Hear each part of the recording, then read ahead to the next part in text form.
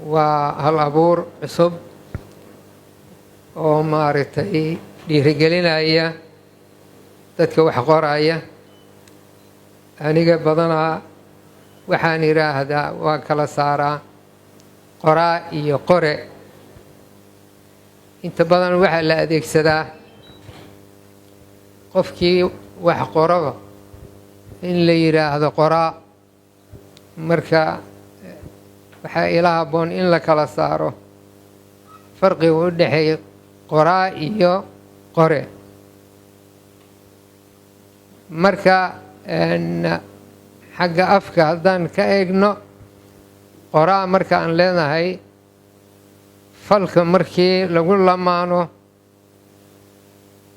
shaqalka dheer aa, inta badan wuxuu muujinayaa maxaan ku yidhaahdaa xirfad qof maaragtay ku dheer. aan ka soo qaadno gabyaa markaan leenahay, ma aha nin gabay uu tiriyey, nin kastoo gabay tiriyey in la yidhaahdo gabyaa, ee waa nin maaragtay ku xeel dheer gabayga oo la wada aqoonsan yahay. sidoo kale marka aad leedahay maxaan ku yidhaahdaa heesaa, ma aha nin hal hees mar maalin uu qaaday. yaan idinku daalinayna yacni dilaa xataa marka aad leedahay, ma aha nin hal qof dilay, dilaa lama yidhaahdo. waa nin ama xayawaan wax gumaadaya. marka aadaas waxay ku tusaysaa maxaan ku yidhaahdaa xirfad noocaas oo kale ah. sidaa oo kale dada yidhaahda maaragtay qoraa cabdalle, ani qoraa ma ihi, qore ayaan ahay. nin alla nin maaragtay ninkii wax qoro waa qore. qoraa waxaa istaahila mudan qofka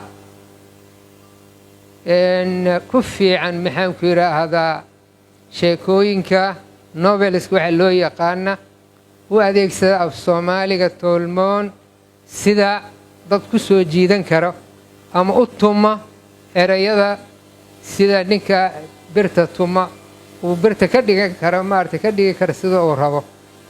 marka anu ma ihi ninka buug chemistry qora, lama dhihi karo maaragtay writer, waa author. marka waa qoraa, lama dhihi kara. buug taariikh haddaan qoraa ma ihi, waxaan ahay qore ayaan ahay, taarikhyahanaan ahay.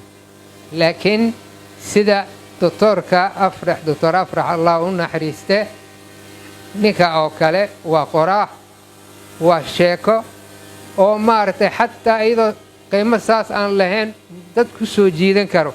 afrax allah u naxariiste sheekada uu qoray muxuu ku soo jiitay ma aha nuxurka ee habka uu qoray. sidaa oo kale nuuridiin walow af ingiriis uu ku qoro, isagana maaragtay waa qoraa.